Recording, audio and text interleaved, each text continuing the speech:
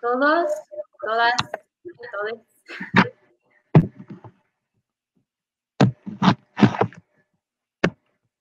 Estamos terminando de afinar detalles. Estamos con Gisela Cortés, que es artista escénica, performer. ¿Cómo te definirías tú, Gis? Pues como que me gusta indagar, que soy mamá y que mi hija me transformó la vida y bueno, así, ¿no? Es que de pronto sí, qué curioso, ¿no? Como estas definiciones Sí, que siempre tenemos que estarnos etiquetando, que siempre tenemos que estarnos poniendo, ¿no? Como hacedora, escénica, pero también me interesa. sí, nos gusta todo, la verdad. A mí también me pasa eso, que de pronto es como, pero tú eres productora, o eres no sé qué. No, pues yo a mí me gusta de todo.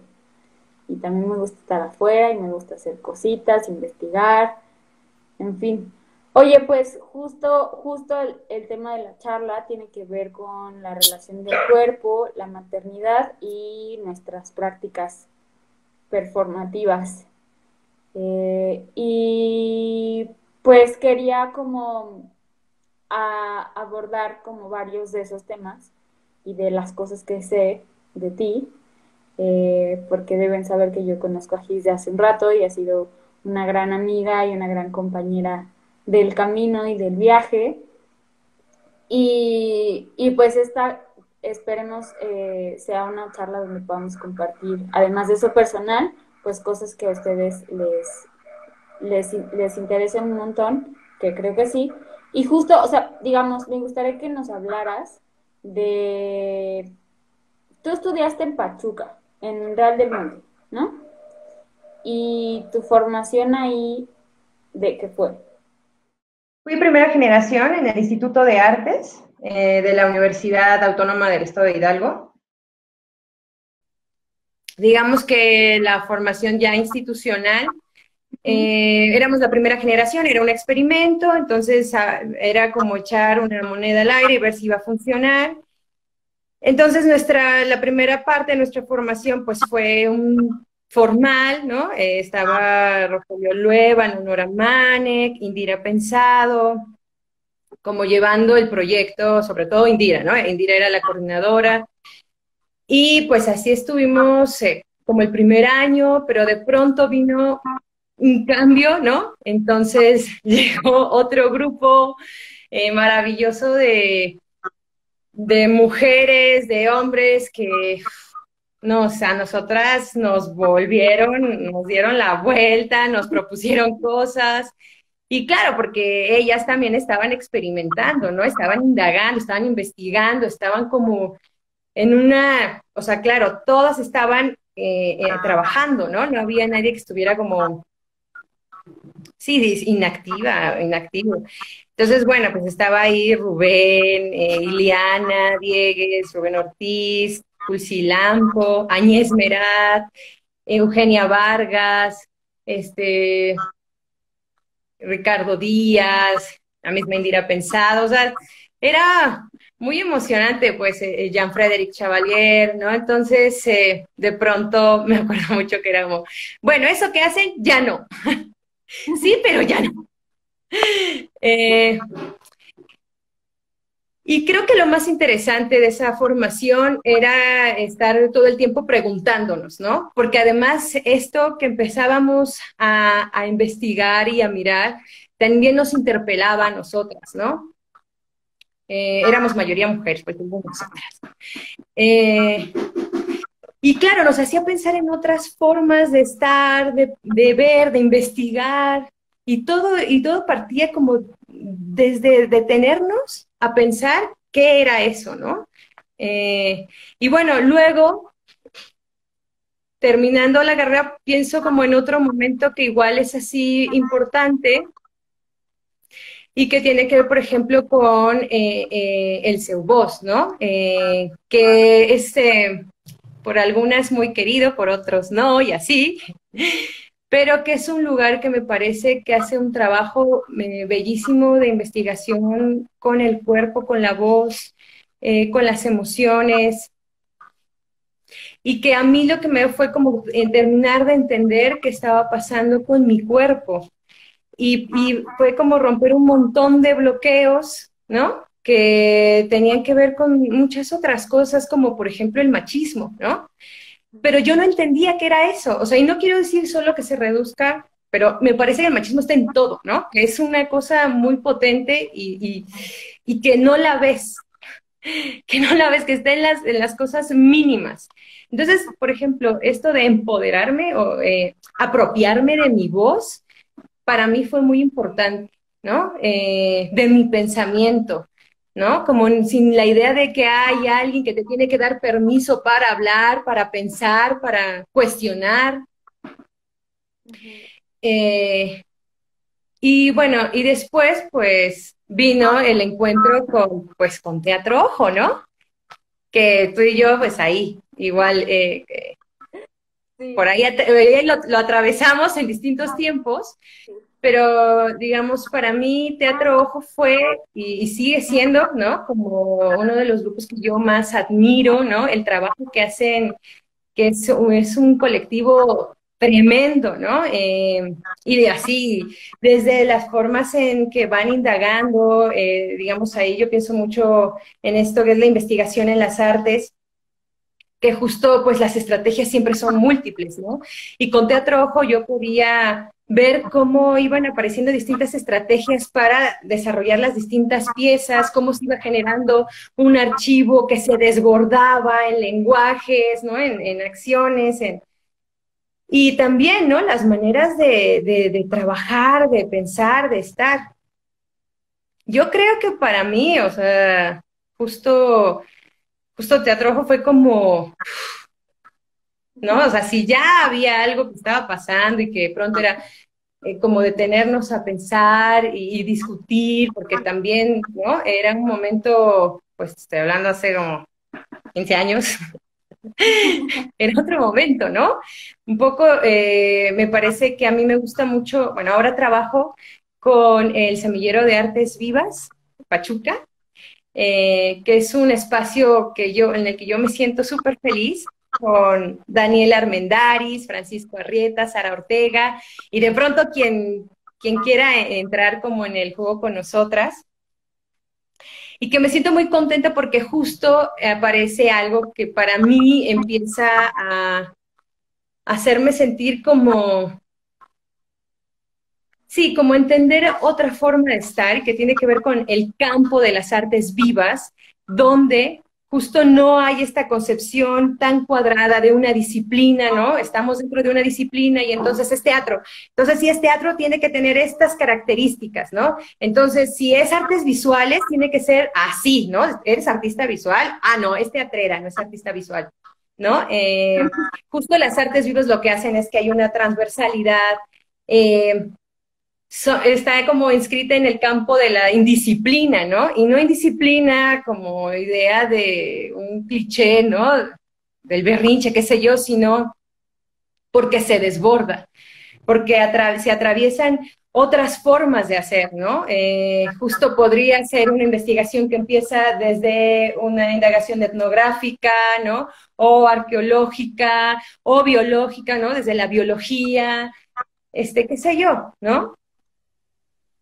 Sí, o sea, justo por eso de pronto pensé que podía ser interesante que hablaras como de cómo surgió o de dónde empezaste, para hablarnos justo de dónde estás parada ahorita, ¿no? Cómo abordas o cómo es tu relación con estas artes vivas y desde dónde te está interesando en este momento, ¿no?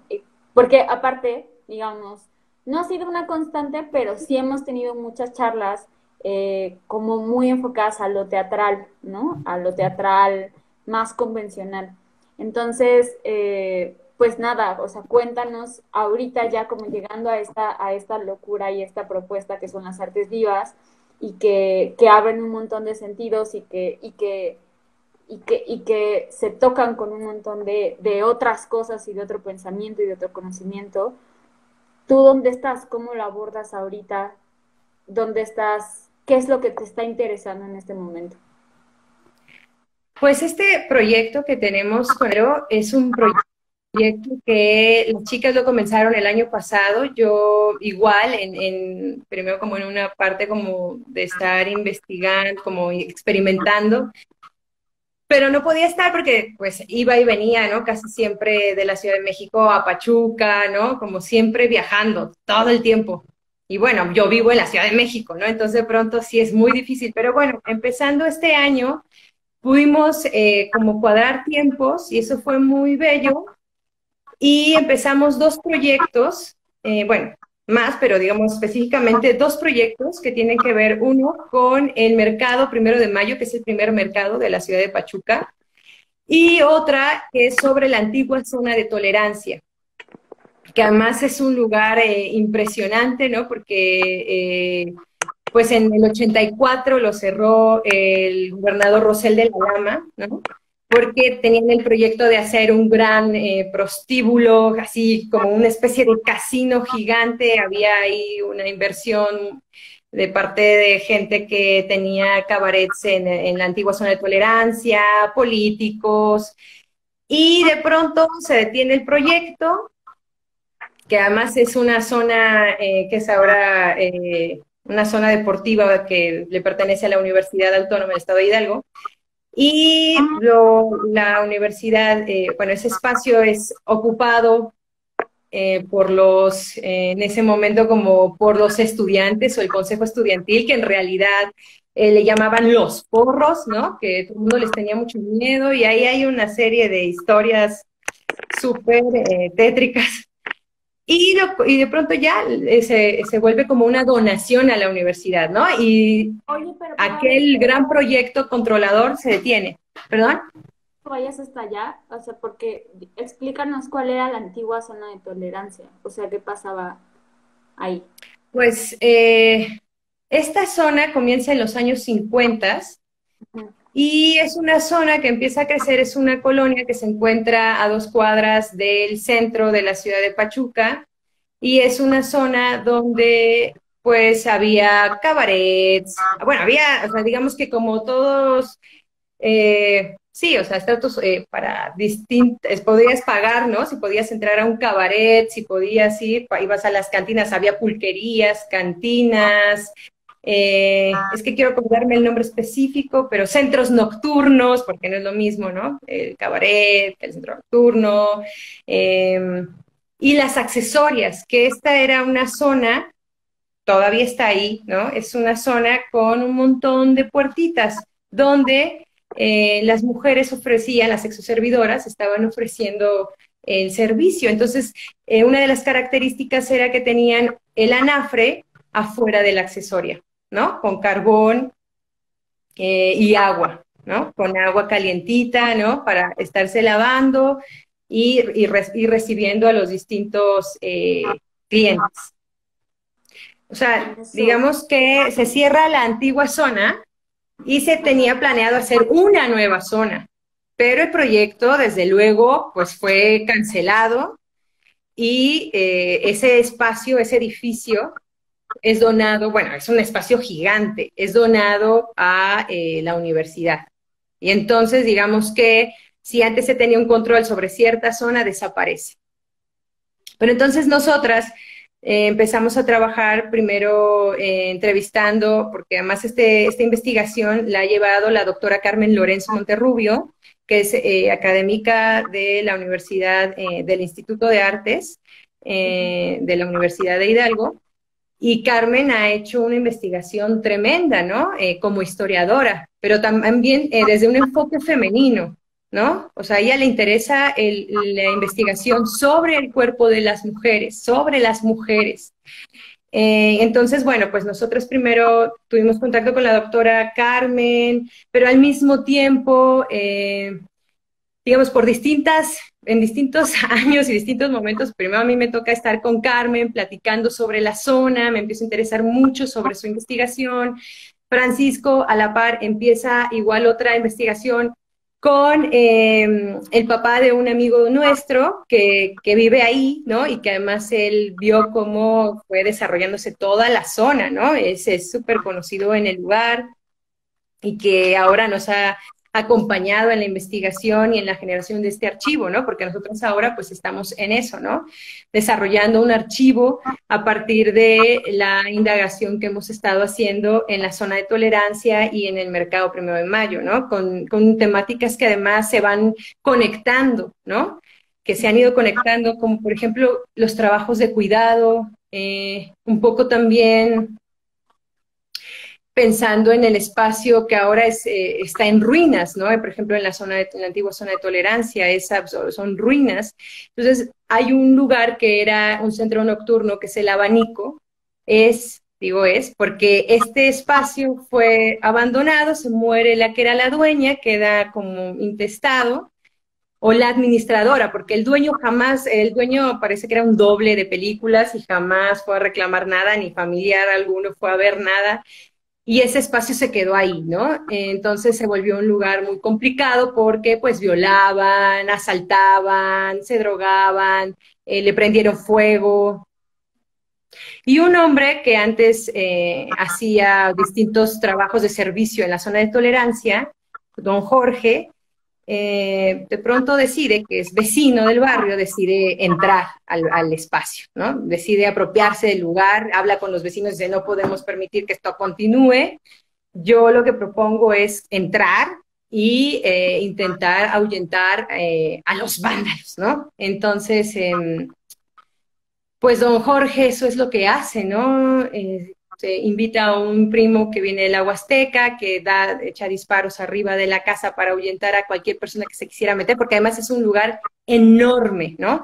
Tienes toda la parte de la fachada, digamos como la primera parte del edificio, que es donde estaba el salón, donde se daba la variedad, y había dos escaleras, una por donde entraban como los políticos, las escaleras bonitas, otras que eran las escaleras como ocultas, ¿no? Y luego la parte de atrás eran todas las casitas donde vivían las mujeres que trabajaban ahí, ¿no? Wow. Y no solo eso, también pues toda la gente que daba servicio para que eso funcionara, ¿no? Toda la gente que hacía de comer, porque además es muy curioso, pero don Joaquín, que es el que nos acompaña y nos ha hecho los recorridos, siempre nos está contando de las cocinas económicas en la zona de tolerancia. O sea, la comida como un punto así fundamental, ¿no? Para el movimiento de aquella zona. Entonces, bueno, digamos, este espacio que ahora se ha convertido en un espacio para la gente del barrio, ¿no? Han conseguido que las distintas administraciones, los distintos gobernadores, porque además ellos son priistas, los apoyen para tener un lugar donde se dan talleres para, no sé, talleres para corte y confección, talleres para cosas que necesitan, ¿no? Digo, me estaba acordando porque justo cuando nosotras fuimos, pues vimos las máquinas de coser y que estaban en pleno taller un grupo de mujeres, ¿no? En ese salón. Ok. O sea, en esa investigación están ahorita. Y la idea Sí, es desarrollar este archivo de qué en concreto, ¿no? O cuáles son las estrategias o los formatos de este archivo que están pues pensando. mira, ahora justo estamos, bueno, por el confinamiento, nosotras hicimos un primer acercamiento a la zona con el primer ciclo, que lanzamos el primer ciclo de Artes Vivas en enero. Y vino, bueno, Andrés Montes Zuluaga, que es colombiano, y Maud, que es igual, ella es francesa, ellos dos trabajan juntas, y estuvieron en una primera residencia con nosotras. Entonces, digamos que en este trabajo hicimos un primer encuentro con la zona haciendo una acción, ¿no? Un gesto, que era subir a la zona con anafres. Mm. O sea, como el primer contacto con la zona fue así, ¿no? Eh, y bueno, no solo eso, sino también en un ejercicio, porque además estábamos colaborando también con parte de la comunidad trans de Pachuca, ¿no? Ferla Estrada, que hace una labor impresionante en la ciudad, ¿no? Ella ha dado su escuela, ha sido un lugar como un centro de apoyo a distintas chicas, ¿no? que, o chicos, chiques que de pronto pues no tienen cómo relacionarse con una posibilidad o con un entendimiento del momento por el que están pasando. Y entonces Ferla se ha vuelto como una especie de, pues, ayudante, guía, madre, no sé cómo decirlo, ¿sabes? Bueno, entonces también estaba Ferla, estaba Olvido Amor, que es otro chico que también estuvo con nosotras. Y bueno, pues fuimos a hacer esa intervención en la zona. Y eso abrió para poder, o sea, fue muy curioso porque en cuanto pasó aquello, que empezamos a hacer los recorridos con don Joaquín, y don Joaquín nos iba conectando con las distintas personas, de pronto era, ay, ustedes vinieron, ¿no? Ustedes eran las que estaban haciendo aquel gesto, o sea, como de pronto aquella acción, aquel gesto, abrió el espacio para a relacionarnos con la gente, ¿no? Y bueno, pues ahí, digamos, esta construcción de este archivo, porque además también nosotras mismas nos preguntamos qué es eso de archivo, ¿no? Cómo pensar el archivo, qué es, ¿no? Pues justo desde lo documental, los testimonios, las fotografías, ¿no? Y nosotras también pensarnos nuestro cuerpo como contenedor, ¿no? Nuestra cuerpa, como tú me ponías, ¿no? Es muy bello también, ¿no? Como jugar con el lenguaje así y nombrar, ¿no? Ujú. Justo nuestra cuerpa se volvió contenedora de todo aquello por lo que íbamos nosotras o con lo que nosotras nos íbamos relacionando. Es decir, si yo pienso una estrategia, la primera estrategia es como una especie de coleccionista, ¿no? Como coleccionista, ¿no? Que va tomando fragmentos y esos fragmentos, coleccionista pensando en esa figura de Walter Benjamin, que me gusta mucho, el coleccionista, pero a mí me gusta pensar en la coleccionista, ¿no? Que Sí. va tomando fragmentos y los va reconfigurando e imaginando otras posibilidades de las mismas, ¿no? De los mismos en ese encuentro, en ese montaje, digamos, ¿no? Justo ahora nosotras estábamos por sacar el segundo ciclo en marzo, cuando vino lo de la contingencia y que decidimos parar, ¿no? O sea, nosotras definitivamente en un momento decidimos dejar de vernos, incluso de hablarnos, o sea, fue muy fuerte para nosotras, porque si nosotras trabajamos sobre la ciudad, la memoria y el cuerpo, y ya no puede estar nuestro cuerpo andando por la ciudad, caminando la ciudad, que la ciudad se va transformando y va siendo siempre otra ciudad, ¿no? Justo en este momento es otras ciudades. Sí, aunque no las veamos, aunque no estemos ahí, justo por eso se transforman, ¿no? Es muy, muy fuerte de pronto. Ujú. Pues sí, o sea, pero un poco que hay, ¿no? Cómo seguir, ¿no? Cómo repensar nuestra práctica en medio de lo que estamos viviendo, ¿no? Con lo que implica esto, ¿no? Es que he platicado con distintos amigos y amigas y de pronto es como esto de no obviar lo que está pasando, ¿no? O sea, no obviar que hay una distancia entre tú y yo, que no estamos juntas, ¿no? Que no estamos con alguien más platicando, que no están nuestros cuerpos, ¿no? Que esto se ha vuelto un medio como un intento de sustituir y que al mismo tiempo se va generando archivo, ¿no? Mientras vamos haciendo esta conversación, ¿no? Eh, pero que entonces ahora vamos a trabajar 3 semanas más o menos para poder imaginar cómo dar salida a esta idea que ahora nosotras tenemos, que sería el archivo en vivo, ¿no? Que en eso estamos. Muy bien. Oye, pues me parece muy, o sea, es muy interesante este trabajo y obviamente pues hay algo ahí como una experiencia de cierta manera o de ciertos procesos compartida respecto a esto que vivimos con Teatro Ojo, que justo ahí Laura Furlan está saludando. Este, Ay, Laura. pero me gustaría mucho y sobre todo porque creo que es uno de los temas más importantes que nos está llamando la atención ahorita, que te está llamando la atención ahorita a ti y que también resuena mucho conmigo, que tiene que ver con la maternidad y con cómo de pronto llega esta maternidad llegantía y cómo eso cambia estos procesos, este tipo de procesos y este tipo de pensamiento y de investigaciones y qué pasa ahí. con eso y contigo? Cómo se, cómo se trastoca tu cuerpo de este momento? Pues mira, es- estoy leyendo ahora un libro que me encantó, que se llama Maternidades Subversivas, ¿no? De María Llopis. María Llopis es catalana, empieza a hacer un montón de entrevistas Ujú. a distintas, desde matronas, que acá serían parteras, artistas, activistas. Y de pronto yo leo a una mujer, Erricalde, que igual es una artista argentina que vive en Barcelona y su trabajo justo es sobre la maternidad, sobre, ¿no? Como la lactancia también. Tiene unas fotos tremendas, ella con su bebé en brazos, con el cordón umbilical todavía, ¿no? Conectado a la placenta no ha salido. Son unas fotos que ella dice, yo las tomé porque tuve el impulso de hacerlo, pero no las imagino fuera, ¿no? Y después, pues sí, se volvieron parte de su obra. Y ella dice, nunca me he sentido tan dueña, con tal fuerza creativa y tan dueña de mi cuerpo como ahora, ¿no? Y cuando lo leí dije, ¡ah!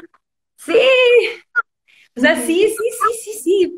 Pasa que te revienta, que te atraviesa, que te pone en otro estado completamente distinto y que es una potencia impresionante, ¿no? Una potencia para crear, para pensar, para hacer, para resignificar, para desvincular esta idea de la maternidad como angelical y esta idea histórica, ¿no? Sí, este mito, estos mitos, Ay, ir no. rompiendo esos mitos de la maternidad. Y Sí, que también me estremece, ¿no? Es un proceso que ahorita a mí me estremece por completo, porque para mí Antía ha sido lo más bello que me ha pasado en la vida y lo más potente, ¿no? En todo, absolutamente en todo. Y, por ejemplo, ahora estoy en una investigación que es personal que tiene que ver con la lactancia y un poco pensando en qué es esa cultura de la lactancia que ha sido casi anulada, ¿no? Que ha sido casi borrada.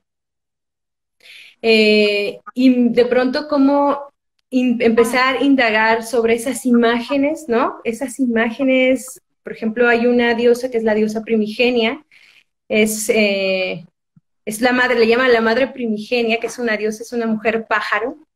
Estoy hablando del paleolítico, es una diosa paleolítica, ¿no? Que pasa esta misma figura con esos represos símbolos que están pintados sobre su cuerpo, pasan al neolítico, a la edad de hierro, de bronce, ¿no? Estos zigzags, la V, que son de una potencia tremenda, ¿no? Y además hay una mujer que se apellida Gimbutas, que es una arqueóloga, ya murió, pero hizo una investigación tremenda, como en ese seguimiento y en esa búsqueda por estas figuras de estas diosas, y no obviando ¿no? Como la simbología de las diosas.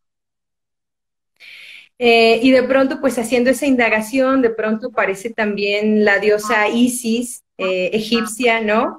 Que hay me parece que es un petroglifo que está la diosa, pero claro, está cincelado el rostro de la diosa y está dando de mamar a un niño, no a un bebé, a un niño como de 7 años, ¿no? Porque también hay una serie de tabús sobre la lactancia, como si la lactancia fuera solamente algo que pasa para los bebés y cuando ves a un niño más grande la gente se horroriza, se escandaliza, porque justamente hay una carencia de esa cultura, porque llevamos como un siglo con esta otra parte que es la leche de fórmula, que ha sustituido a, a esta cultura y que de pronto, pues a mí me ha interesado porque para mí fue difícil empezar, ¿no? La lactancia. Y para mí es muy importante que en el campo en el que estoy, poder hablar y llevarlo, ¿no? Hacer el traslado de esto que estoy viviendo y de esto que he platicado con otras amigas que han pasado por estos procesos, algunas más amorosos que otras, otras que han vivido violencia obstétrica, ¿no? que son la mayoría, otras que han vivido también como la imposibilidad de continuar con la lactancia, porque no hay, o sea, no es fácil, o sea, algunas eran muy fácil porque tengo amigas que de pronto, pues mi mamá amamantaba, para mí fue muy fácil hacerlo también, ¿no? Pero que no es fácil el proceso, ¿no?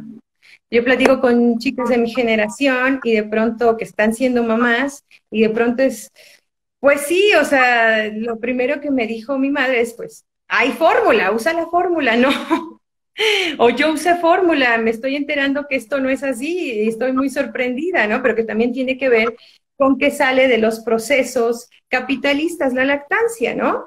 Es decir, no hay horarios, no tiene por qué haber horarios para dar de mamar a tu hija, hijo, ¿no? Hije, no hay horarios, no hay horarios. El bebé pide cuando tiene necesidad de mamar, ¿no? El estómago es tan chiquito que va pidiendo y que se sale de esa cosa de tener que poner horarios para todo. Es muy impresionante, ¿no? Que además pareciera, o sea, que tú seas la que produce la leche con la que estás amamantando, o sea, yo productora de leche, o sea, yo soy el sustento, no necesita más que mi calor, mi cuerpo, y luego todo lo que eso produce como beneficios para el cuerpo, para nuestro cuerpo, como mujeres y para su cuerpo, ¿no? Para nosotras pues reduce el riesgo de cáncer de mama, reduce el riesgo de cáncer en ovarios, hipertensión en los bebés y también ayuda mucho para el proceso del posparto que no dura 2 meses, que dura un año. Es decir, ¿qué es esto que en términos de imágenes, cómo ha sido borrado, ¿no? ¿Qué es lo que queda de aquello? Y en términos de historia, de esta historia oral, de este ir generando comunidad, qué cosas se transmiten y qué cosas no transmitimos, ¿no? Y qué cosas se niegan, porque además pensaría que la maternidad es, hay que empezar a dejar de pensar que te limita, ¿no? Ujú. Ciertamente te pone, es decir, hay otra forma de relación con el mundo porque hay alguien que está dependiendo de ti y alguien a quien estás haciendo un acompañamiento y un cuidado. Y Ujú. bueno, ahí vienen otras temáticas que me parecen muy interesantes, ¿no? Como, por ejemplo, y que eso yo me interesa, por ejemplo, mucho Marta Busquets, que también es catalana, es abogada, es activista, es feminista, y la he escuchado mucho, tiene un podcast que yo recomiendo que escuchen que se llama Maternidades con gafas violetas. Y de pronto ella, platicando, porque ella está todo el tiempo invitando a distintas mujeres, abogadas igual, matronas, pero de pronto con respecto al confinamiento ella preguntaba, bueno, ¿por qué no hay un equipo, ¿no? De personas, de especialistas en distintos temas, desde educación, psicología, qué sé yo, decidiendo cómo deberíamos llevar estos momentos, ¿no? Cuestionando por qué tendríamos que estar encerradas y por qué no hubo atención a tiempo, ¿no? Pero bueno, pues ahí también pensaríamos en el colapso de nuestras instituciones. Ujú. Y también desde cuestionar el encerramiento de los niños, de las niñas. Si a nosotras nos está causando un malestar, pienso, a nosotros, ¿no? Hay un malestar en el cuerpo que es innegable. O sea, yo te veía ayer y decía, claro, o sea, las veía a las dos y decía, claro, hay un malestar tremendo, ¿no? O sea, ni modo que no. O sea, No, es muy fuerte y también un poco en esto que decías respecto a que la maternidad implica este acompañamiento y este cuidado y cuando consideramos esta maternidad como una cosa que te roba o que te quita como mujer, que te quita autonomía o que te quita participación de la vida pública o que te quita capacidad de acción, pues queda como muy claro la forma en la que estamos viendo o el valor que le damos a ese espacio de los cuidados y del acompañamiento, que es, o sea, fundamental y absolutamente necesario para la vida, ¿no? O sea, y que es, o sea, estas tareas de conservación y de preservación de la vida y de las dinámicas y de lavar los trastes y así, que justo en este confinamiento están más exacerbadas, ¿no? Porque entonces todos de pronto entramos a este espacio íntimo, a Claro. este espacio de lo cotidiano, de la tarea doméstica diaria, ¿no? Yo le decía el otro día a Manu como que la vida es un eterno lavar los trastes, ¿no? Y sí, o sea, es un eterno como autopreservarse, como estar haciendo un montón de tareas de ese cuidado, y ese cuidado tiene un valor que no vemos y que, Claro, o sea, yo creo que está como, anulado, ¿no? Está invisibilizado, porque además son tareas que muchos años se confinaron, que siglos, a lo femenino, ¿no? ujú, Como labor femenina. Y entonces, pues es una labor, eso se hace, es decir, no hay una contemplación, no se le da como el lugar y el peso, es súper complicado, o sea, por ejemplo, yo lo puedo ver en casa, ¿no? Como es mucho el tiempo que nos llevamos, como dices, es eterno, un eterno estar lavando trastes, ¿no? Y deja eso, ahora en la locura y en la cosa esquizoide de llegar a casa y tener que desinfectar todo, lavarse las manos, quitarse la ropa, ¿no? Es agobiante. Pero ahora yo pensaría otra cosa respecto a esto y pensaría, ¿cuáles son esas herencias que tenemos respecto a este quehacer cotidiano, este hacer cotidiano, ujú, ¿no? Por ejemplo, en mi caso, puedo identificar una herencia de mucha neurosis, porque hay un malestar que se ha heredado de generación en generación, por lo menos en mi familia, es decir, las mujeres de mi familia, donde no es que hay una cosa que molesta al momento de estar, ¿no? Como generando y limpiando y haciendo, que no es como ir hacia el placer, ¿no? O sea, yo pensaría también en este otro espacio que es el placer, ¿no? ¿Por qué los trabajos de cuidado tendrían que estar en la neurosis, en la pesadez? Bueno, pues por el machismo, ¿no? ¿Y por qué no desde el placer? Yo ahora me lo he puesto a pensar mucho y de pronto me detengo y digo, no, así no quiero, así esto no le quiero enseñar a mi hija. No puede ser así, esta no puede ser la lógica. Pero ahora hay otra cosa que también he estado escuchando y que me parece bien interesante y es retomando la maternidad y es, ¿no habría entonces posibilidad de pensar que el Estado bueno, ahora en este momento de que todo está tan roto, que el Estado se hiciera cargo de de apoyar y acompañar estos cuidados desde lo económico, o sea, digamos, desde ciertas acciones, desde ciertas legislaciones, ¿no? Como en un acompañamiento, si no estás trabajando, o sea, si las mujeres de pronto entre cuidar hijos, hijes, trabajar, ¿no? Es el trabajo laboral, y no solo eso, también el trabajo doméstico, caramba, son tres, cuatro funciones, ¿no? Y ahora que también hay que hacer las tareas, ¿no? En casa, bueno, mi hija está muy chiquita, no me toca vivir eso, pero lo puedo ver eh, con mis sobrinas, ¿no? ujú. No tendríamos que poner atención en estos cuidados, en este trabajo de cuidado, no tendríamos que redirigir y exigir, pensar que debería esto ser acompañado, ser cuidado. Y que además es fundamental para el sostenimiento de la sociedad. O sea, es fundamental. A mí, por ejemplo, me hace mucho ruido. Sé que hay toda esta cosa de los semáforos y que irá variando y demás. Pero me hace mucho ruido como pensar, regresan la gente a los trabajos y hasta mucho después regresan los niños a las escuelas.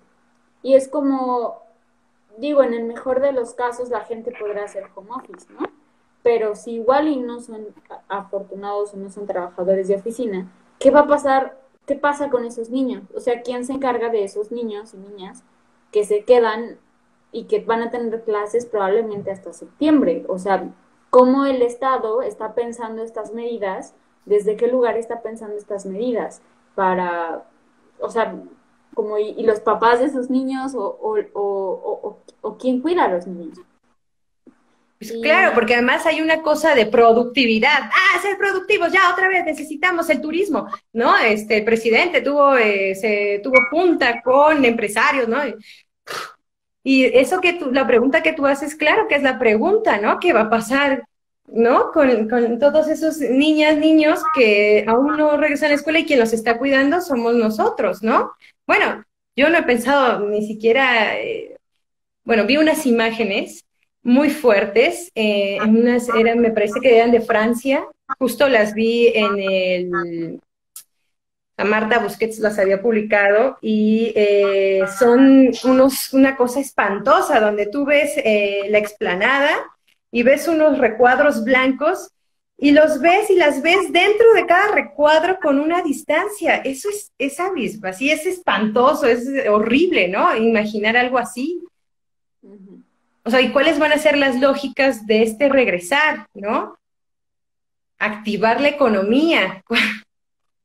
Si hay algo que es fundamental que nunca ha sido considerado porque ha sido invisibilizado durante siglos, obviado. sí, sí, absolutamente. Y que este regresar forzado a esta economía, o sea, a esta economía como la hemos configurado y como la hemos hecho, pues quién sabe qué traiga, ¿no? ¿Quién sabe qué traiga detrás? Porque digamos, no sé, como que pienso qué aberturas se ponen en este momento, que es un espacio y un tiempo muy particular, ¿no? Como yo diría, como una especie de oasis en medio de esta carrera capitalista voraz y pensar como no, ya, hay que regresar a qué y regresar a cómo. Creo que evidentemente pues pasarán muchas cosas, pero algo de lo que quería preguntarte, porque esto pasa y, o sea, creo que es muy interesante cuando pensar el arte, las artes vivas, pensar la presencia, pensar el convivio, pensar la cercanía, pensar los espacios de la ciudad, los espacios de nuestras casas, no solamente como espacios, sino como escenarios de cosas y nosotros en estos escenarios. Y me gustaría saber o cómo esta experiencia de la maternidad y este cambio en tu vida y en tu cuerpo y en tu ser se está reflejando o está concretándose y a dónde te está llevando en tu búsqueda o en tu práctica, en tu hacer artístico. Bueno, primero, lo primero es pensar en qué me toca hacer a mí desde mi práctica, Uh -huh. ¿no? Porque justo no quiero que mi hija viva ciertas cosas, ¿no? Por ejemplo, pensar en el feminismo o en los feminismos, Uh que -huh. son muchísimos. Eh, y luego, ¿cómo es que yo también puedo ir desarrollando distintos proyectos en acompañamiento, ¿no? Mutuo. Porque de pronto, hace unos meses, hace un mes, casi el año pasado, estuve en un proyecto que me requería casi todo el día y Antía tenía 9 meses. Entonces, sí era, para mí sí fue muy fuerte como este tiempo, estas horas de no estar con ella, ¿no? Y dejarla.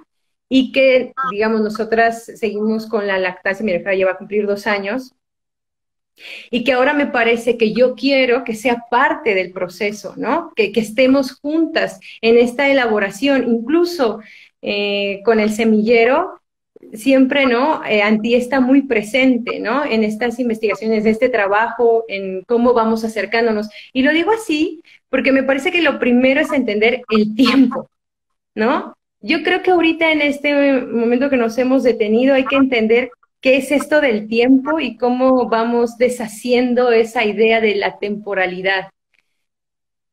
Y luego entender cómo está mi cuerpo siendo afectado por todo eso, pero también cómo está apareciendo, es decir, no, mi hija no está invisible, mi hija para mí es así fundamental. Y luego esto, pues por eso ahora mi investigación también está sobre la lactancia, ¿no? O sea, estoy muy interesada como primero en hacer esta indagación sobre esas imágenes, ¿no? En qué momento esas imágenes se van perdiendo, en qué cosas van apareciendo, y bueno, pensar qué tipo de salida podría tener ese archivo, porque si ahora he estado pensándolo mucho, es que hemos estado trabajando con el semillero y antes del semillero en la investigación de la maestría en construcción de archivos, ¿no? Y en pensar cuáles son esas posibles salidas, ¿no? Y cómo eso va haciendo un diálogo o relacionándose con el espacio, por ejemplo, donde se está construyendo, con el cuerpo desde donde se está construyendo, ¿no? Entonces, es decir, pienso que son dos espacios, micropolítico y macropolítico. O sea, hay una comunicación constante, ¿no? Sí, no está escindido y además, pues justo me interesaba preguntarte esto del archivo, porque un archivo en lo general y en lo común de pronto nos parece una cosa estática, ¿no? Que se guarda o que nada, que queda ahí como un tanto, pues sí, como que no se mueve o que no pasa nada, ¿no? O sea, solo se va llenando, llenando, llenando. Pero esta forma de pensar el archivo desde esta práctica, desde estos gestos, desde esta, de los testimonios, ¿no? Y cómo quedan ahí cosas que están vivas y que aparecen, ¿no? Y que no solamente, y por eso justo, exacto, olvidado, que por eso justo forman parte de este lugar que son las artes vivas o de esta perspectiva, porque es esos archivos y esos objetos o configuraciones que están ahí hacen aparecer cosas. Sí, y también pienso que es que hay muchas formas de pensar el archivo, pero justo no es un archivo estático, es un archivo que se está transformando a la par que se va haciendo y que nos va planteando distintas preguntas, ¿no? Conforme vamos encontrando cosas o vamos generando relaciones. Por eso pienso que se desborda de tal forma y de pronto puede haber distintos temas que me van interesando, ¿no? Y vamos articulándolo como por capítulos a veces, ¿no? Y de pronto resulta que no, que ya no es así, ¿no? Y volvemos a pensar otra figura del mismo, ¿no? Bueno, por ejemplo, pienso en el archivo del artista visual Pedro G. Romero, el archivo FX. Y además se lo dice, este es un archivo en construcción y lleva desde los años 90 siendo el archivo, ¿no? Es decir, cambia la imagen de esta figura. Sí, no es un concepto cerrado, ¿no? Ahora. Pienso también en el archivo de otro artista que me gusta mucho, que me gustó mucho su trabajo, que es Vicente Arlandis, que es otro español, que tiene un sumario no recuerdo, sumario 394, me parece, que además son todos los expedientes del caso de su padre, ¿no? Los expedientes cuando el padre es llevado a la cárcel por un crimen que él no comete, pero por no tener el dominio del lenguaje jurídico, ¿no? Pues es encerrado.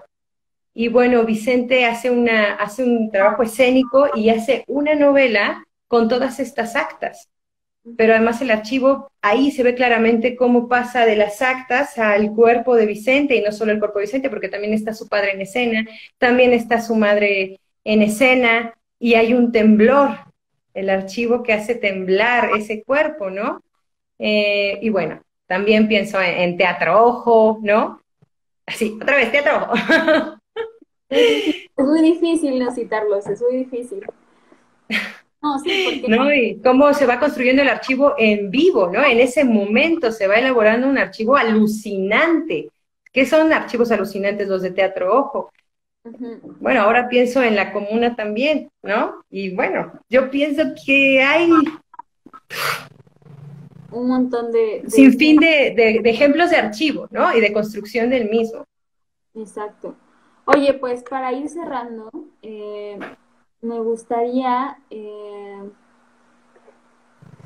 ya se nos va a acabar el tiempo, pero me gustaría que nos hablaras un poco, y sé que en realidad este es un tema muy vasto, pero como quizá en una especie de cierre, ¿qué estrategias has encontrado tú en este proceso, como antes, durante y después de, digamos, atravesar todo el embarazo y ahora que eres madre, para apropiarte de tu cuerpo? Porque creo que es algo súper fuerte a lo que estamos como todo el tiempo, yo misma ahora, ¿no? Te contaba que de esta violencia obstétrica, de esta violencia médica hacia nuestros cuerpos, y no solo de parte de la ciencia, sino también de parte de la vida, de las relaciones personales, de las relaciones con los espacios. O sea, hay un montón de cosas en donde el cuerpo femenino está en muchos momentos violentado y que va de alguna forma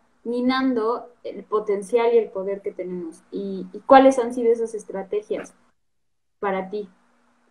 Es que yo no sé si las nombraría como estrategias, porque de pronto la misma palabra me saca de pensar en el proceso que he vivido, Mm. pero pienso que yo he tenido siempre una relación muy, o sea, sí, siempre he escuchado mucho mi cuerpo, ¿no? Y siento que mi cuerpo es un catalizador que incluso antes que yo pueda entender qué está pasando, ¿no? En un momento determinado, en una discusión, en un encuentro, en algo, mi cuerpo ya le está pasando. Y de pronto es como, mi cuerpo, ver qué está pasando, mi cuerpo me está diciendo y qué estoy escuchando y cómo lo escucho. Pensaría que más bien la cosa es cómo regresamos a escucharnos, ¿no? Ujú. Cómo nos ponemos en un intento como de silencio o de verborrea, qué sé yo, ¿no? Como pienso que ahí no hay estrategia, que pienso que cada quien va investigando de qué forma puede ir escuchando este cuerpo. O sea, yo recuerdo que en la maternidad yo me sentía muy enojada al principio y muy molesta, porque claro, ya había algo que no podía, yo ya no podía con el machismo, ¿no? Que había heredado, pero súper bien de mi familia, ¿no? Y que yo decía, es que esto yo ya no lo quiero, ¿no? Y me acuerdo que tuve muchos problemas con mi pareja en ese momento porque también, pues, él tiene sus herencias, ¿no? Y entonces, ¿cómo nos poníamos de acuerdo? ¿Cómo íbamos entendiendo? ¿Cómo íbamos respirando? ¿Cómo le íbamos explicando a Antía, ¿no? Esto está pasando conmigo, ¿no? Estas son mis emociones y además el acompañamiento maravilloso de Lila Guerrero, que claro, ni modo de no hablar de ella, ¿no? Eh, pero luego yo pienso que todo este trabajo también con mi cuerpo durante el trabajo de la carrera, no sé, en el parto, ¿no? En el parto que fue tremendo, que fue un parto muy bonito en casa, con partera, con Lila igual, acompañándolo, y que mi cuerpo me pedía cosas, ¿no? O sea, yo me acuerdo que me pedía como, me decía, tengo que hacer voz, o sea, voces, no sé, como que me salió una voz desde adentro porque decía, se está abriendo el canal, yo imaginaba un canal que se abría y yo movía todo el tiempo mi columna, me movía en cuatro, corría, me agarraba la panza y corría, y me decía la partera, bueno, corría como podía, ¿no? Con esa panza en mi estancia, y la partera me decía, mijita, ven, cuando ya no tengas contracción, te sientas y descansas. Entonces yo me sentaba a descansar, y, ¡contracción! ¡Ah! Corría. Y una vez que nació Antía, como la sorpresa y el entendimiento de aquello, ¿no? Primero la salida del bebé, yo de pronto fue, lo primero que dije fue, ¿y a qué hora me cortan el cordón? No, no, no, viene la placenta, ¿no? Imagínate qué ignorancia, porque claro, yo me puse a ver partos y yo veía corta la placenta, no me desgarré, qué sé yo, ¿no? Estas cosas que, que son impresionantes, que te cambian por completo. Y luego ahora pues escucha, ¿no? De cuando la niña ya se despertó o en la madrugada que la bebé ya hizo un ruidito, ya se está ahogando, inmediatamente hay una relación tan fuerte que tu cuerpo reacciona, estamos conectadas de tal forma y claro, que yo le dé teta es de las cosas más importantes, ¿no? Y que está todo el tiempo hormonalmente y en muchos sentidos siendo fundamental para este otro cuerpo mío. Ujú. Y bueno, pues también pienso que en este momento de confinamiento para ambas ha sido muy duro, ¿no?